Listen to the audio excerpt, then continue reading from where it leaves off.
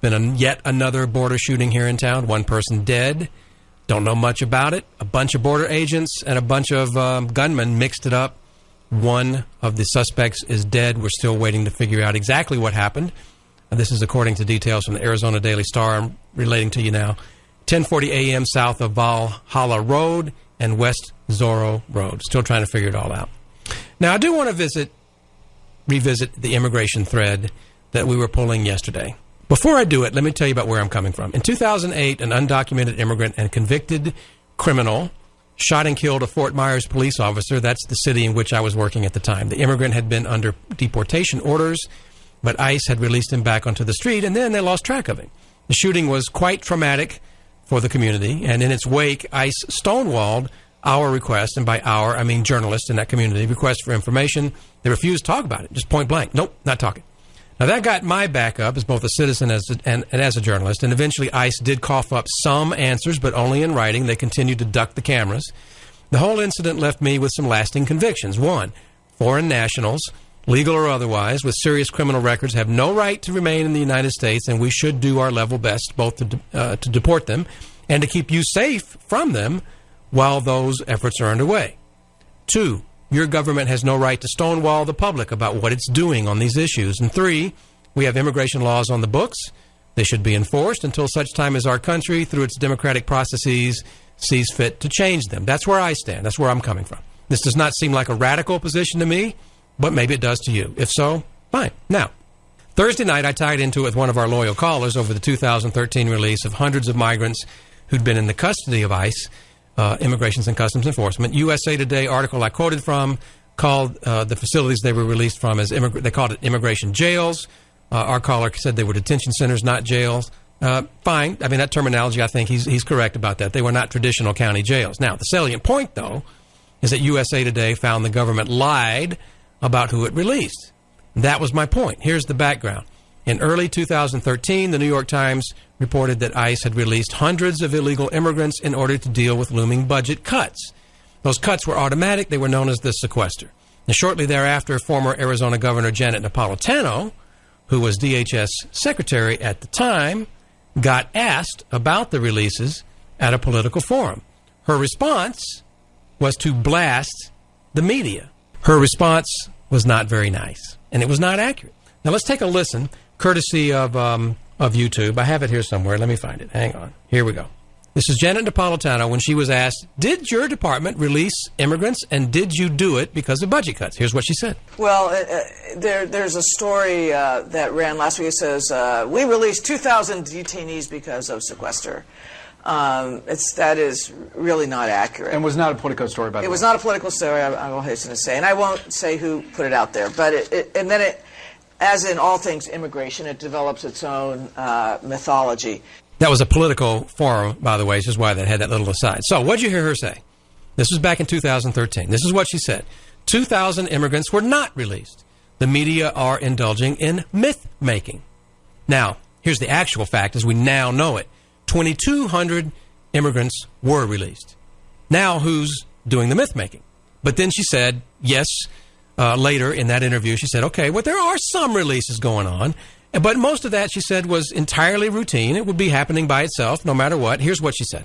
But the normal ebb and flow accounted for many of those releases. And these are people who are removed, or they were bonded out, or their status was changed for whatever reason.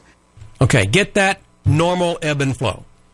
Most of the releases were routine, people who were due to get out. And she went on to admit, though, they did let out a few ahead of time because of the budget issue. A few, whom she describes this way. Getting ahead of that looming deadline, career officials made the decision that there were some very, what I would call very low-level, low-risk detainees that could be put into a supervised release program, and that's what happened. Okay, so a few low-level, low-risk detainees, a few, and any of those bad old media out there that are trying to tell you anything different, anything other than a handful of low-level, low-risk, minor offenders, they're myth-making, okay? Now, those very same detainees previously had been judged to be unfit for release, but never mind. Now suddenly it's okay. Fine. An official ICE press release issued at about the same time called them, quote, low-risk offenders who do not have serious criminal records. And that was their story, and they stuck to it all of this time, and none of it was true. Not what the DHS secretary said, not what the press release said. And reporting since then, including that USA Today article that I was telling you about, has shown that DHS, in fact, released more than 600 people who had criminal records. And some of those were quite serious. Now, it was a handful, about a half dozen or so, but they were serious. Now, how did USA Today find this out? DHS stubbornly refused to release any information or answer any questions. Does that sound familiar? So USA Today filed a public records request, and what it found was that some of those released did have very serious offenses pending, like kidnapping, like child rape, like drug trafficking, like homicide, all of which directly contradicts not only what Napolitano said and the ICE press release, but also sworn testimony before Congress. According to USA Today, in hearings last year, Republican lawmakers pressed then ICE Director John Morton for specifics on the criminal records of the people the agency had freed. And one, Representative J. Randy Forbes of Virginia, Republican, asked Morton directly, "No one on that list has been charged or convicted with murder, rape, or sexual abuse of a minor, right? Were they?" And Morton answered, "They were not." Wrong. And that the White House spokesman at the time, Jay Carney, tossed all those accusations off all those releases off, I should say, as low-risk, non-criminal offenders. So that was their story. That was their story then. They stuck to it. So why the misinformation? Well, according to USA Today, here's how one former official who was involved in all this at the time explained it. The former head of ICE's detention operation, Gary Meade, said that if officials provided incorrect information to the public at the time, they did not do so deliberately. Rather, he said, the release happened so quickly that ICE managers in Washington did not know precisely who had been released until after the episode had been reported by the news media, which is a bunch of malarkey. It misses the point entirely. After the media reported on this, what did these officials do? Did they, A, say, "Oh, we'll check, we'll find out"? Did they, B, not check and accuse the media of making it all up? And then C, afterwards, not lift a finger to get any additional information? Which of those things? If you guessed B and C, you guessed correct. Janet Napolitano dismissed the media. What was the term? Myth makers. Immigration officials tossed off the story and then dismissed the matter from their minds. Refused to answer questions, so saying basically, it all happened so fast, is just malarkey. Your government lied to you, and then it took steps to keep you from learning the truth, just like it did with the immigration crisis this summer. DHS has refused to say how many showed up at their final destination as ordered after being given free passes to wherever they wanted to go.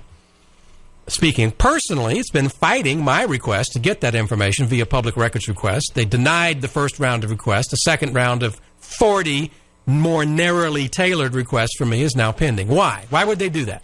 Well, because the information gives the Obama administration a black eye. That's why. As we found out when the truth leaked a few weeks ago, that 70% of those who got the free passes and were waved on into the interior then blew off orders to report to authorities and then disappeared.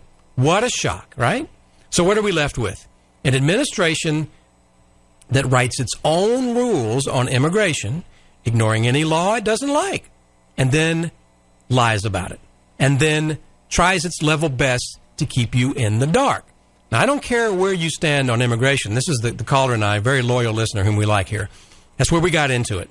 He has very strong views on immigration, which is fine. That's not what this is about.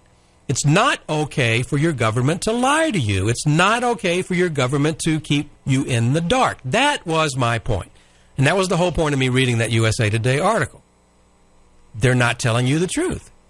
That's my point. Just my opinion. Yours may be different, and that's fine. Now, the White House is planning a new set of executive orders to further work around existing immigration law. It's deliberately held off letting you know what it's up to until after the elections. And then my point there is, go ahead and assume that those orders, once they are written after the election, will be a relaxation, possibly massive, of existing immigration law, because that's what they've done to date, and you can bet that's what they're going to do going forward. I'm not telling you how to vote. I'm just telling you to be aware. I'm not arguing against immigration one way or the other. If you support what the administration is doing, fine. And you know what? I fully respect your opinion. And if you don't, fine. And I personally would respect that opinion too. What I'm saying is be informed. When you vote during the midterms, go ahead and assume that this is going to happen, because it will, and then vote your conscience. Do what you want to do. Don't be deceived. Be informed. That's what I'm saying.